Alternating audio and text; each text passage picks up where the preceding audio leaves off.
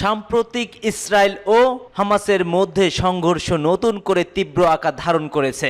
গাজার উপর ইসরায়েলি বোমা হামলার বহু বেসামরিক প্রাণহানি ঘটেছে। হামাসও পাল্টা রকেট নিক্ষেপ করেছে, যা ইসরায়েলি অঞ্চলে হতাহতের কারণ হয়ে দাঁড়ায়। গাজা ও ইসরায়েলের সংঘাত দীর্ঘদিন ধরে চলমান একটি জটিল ও সংঘাতপূর্ণ ইস্যু। সাম্প্রতিক ঘটনাগুলো নিয়ে কিছু গুরুত্বপূর্ণ দিক তুলে ধরা হলো।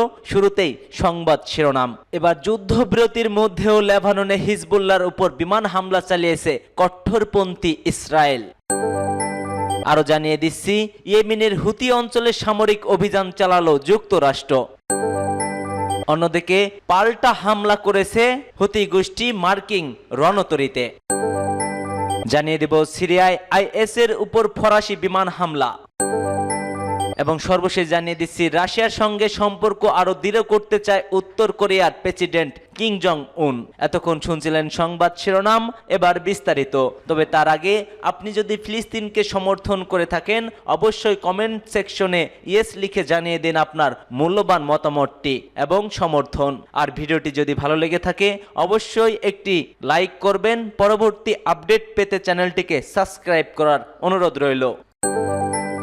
লেবাননে হিজবুল্লাহর উপর বিমান হামলা চালিয়েছে বর্বর ইসরায়েলি বাহিনী। যুদ্ধবিরতি চুক্তি স্বাক্ষরের এক মাসের মধ্যে লেবাননে আরও এক দফা হামলা চালিয়েছে ইসরায়েল। গত 27 নভেম্বর হিজবুল্লাহ এবং ইসরায়েলের মধ্যে যুদ্ধবিরতি চুক্তি হয়, কিন্তু চুক্তি লঙ্ঘন করে এরই মধ্যে কয়েকবার লেবাননে হামলা চালিয়েছে বর্বর এই ইসরায়েলি জাতি। এবার নতুন বছরে প্রাক্কালে আবারও বৈরুতে হামলা করেছে ইহুদিবাদী দেশটি। এক প্রতিবেদনে এ খবর দিয়েছে টাইমস অফ ইসরায়েল। ইসরায়েলের প্রতিরক্ষা বাহিনী বলছে, মঙ্গলবার দক্ষিণ লেবাননে হিজবুল্লাহর আস্তানায় বিমান হামলা চালিয়েছে তারা। তাদের দাবি, এ সময় হিজবুল্লাহ যোদ্ধারা গোদাম থেকে গাড়িতে করে অস্ত্র স্থানান্তর করছিল। হিজবুল্লাহর একজন সদস্য এখানে জড়িত বা কোথায় হামলা হয়েছিল তা সামরিক বাহিনীর বিস্তারিত জানায়নি। এতে বলা হয়েছে, হামলায় গাড়ি ও অস্ত্রের ডিপো উভয়ই ক্ষতিগ্রস্ত হয়েছে। বিবৃতিতে বলা হয়েছে, আইডিএফ ইসরায়েল এবং লেবাননের মধ্যে স্বাক্ষরিত সমঝোতার প্রতি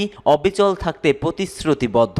একই সঙ্গে ইসরায়েল রাষ্ট্র এবং এর নাগরিকদের জন্য যে কোনো হুমকির দূর করতে কাজ করবে। এর আগে ডিসেম্বরের শুরুতে যুদ্ধবিরতি চুক্তি স্বাক্ষরের পর 3 দিন না যেতে লেবাননে হামলা চালায় ইসরায়েল। লেবাননের দক্ষিণ অঞ্চলে 2টি গ্রামে চালানো এই হামলায় অন্তত 11 জন নিহত হয়েছে বলে জানিয়েছে দেশটির স্বাস্থ্য মন্ত্রণালয়।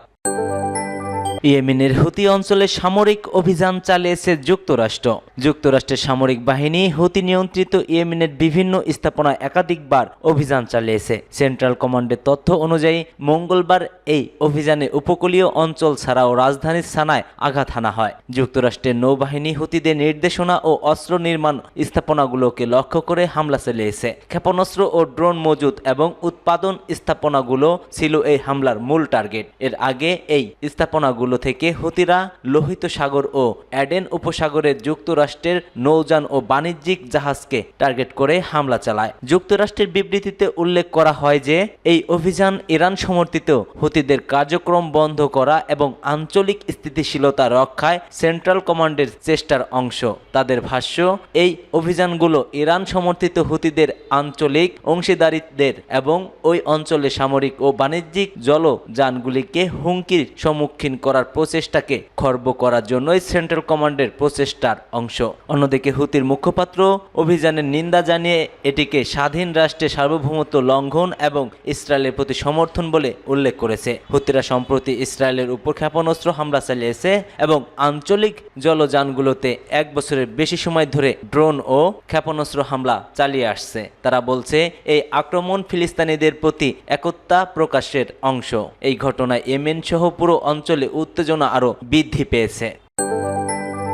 মার্কিন রণতরীতে ক্ষেপণাস্ত্র হামলার দাবি হুতিদের। মার্কিন বিমান বাহিনী একটি রণতরীতে ক্ষেপণাস্ত্র হামলার দাবি করেছে ইয়েমেনের হুতি আনসারুল্লাহ সমর্থিত সশস্ত্র বাহিনী। এক বিবৃতিতে ইয়েমেন সামরিক বাহিনী মুখপাত্র ব্রিগেডিয়ার জেনারেল ইয়াহিয়া সারি বলেন, এই হামলা ক্রুজ ক্ষেপণাস্ত্রের পাশাপাশি বহু সংখ্যক কাজে ড্রোন ব্যবহার করা হয়। জেনারেল সারি বলছেন, ইয়েমেনের যোদ্ধারা মার্কিন নৌবাহিনীর ইউএসএস হ্যারি এস ট্রুম্যান বিমান বাহিনী রণতরীতে হামলা চালিয়েছে।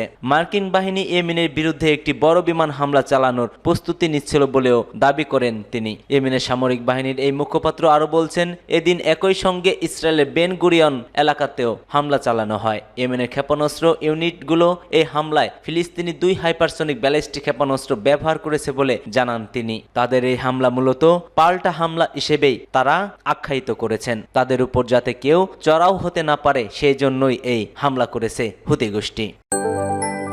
সিরিয়ায় আইএসের উপরে ফরাসি বিমান হামলা। সিরিয়ায় ইসলামিক স্টেট আইএস অবস্থান লক্ষ্য করে বিমান হামলা চালিয়েছে বলে দাবি করছে ফ্রান্স। ফরাসি প্রতিরক্ষা মন্ত্রী সেবাস্তিয়েন লেকরুন সামাজিক মাধ্যম এক্স পোস্টে জানান, এই হামলা চালানো হয়েছে স্থানীয় সময়, তবে হামলাটি কোথায় করা হয়েছে তা উল্লেখ করেননি তিনি। এই হামলা এমন সময় করা হলো যখন যুক্তরাষ্ট্র এ সপ্তাহে ইসলামিক স্টেটের লক্ষ্যবস্তুতে বেশ কয়েক দফা হামলা চালিয়েছে। সম্প্রতি সিরিয়ার প্রেসিডেন্ট বাশার আল আসাদকে বিদ্রোহীরা ক্ষমচ্যুত করার পর দেশটির রাজনৈতিক ও নিরাপত্তা পরিস্থিতি নিয়ে অনিশ্চয়তার সৃষ্টি হয়েছে। 2014 সালে ইসলামিক স্টেট সিরিয়ায় পূর্ব অঞ্চল ও ইরাকের পশ্চিম অঞ্চলের বিশাল অংশ দখল করে নেয়। এর প্রতিক্রিয়ায় যুক্তরাষ্ট্রের নেতৃত্বে একটি সামরিক জোট গঠিত হয়। দখল করা বেশিরভাগ এলাকা হারালেও সিরিয়ায় এখনও আইএসের উপস্থিতি আছে বেশ জোরাও। আসাদের পতনের পর বিদ্রোহী গোষ্ঠীগুলো ঘোষণা করেছে তারা সব কার্যক্রম বন্ধ করেছে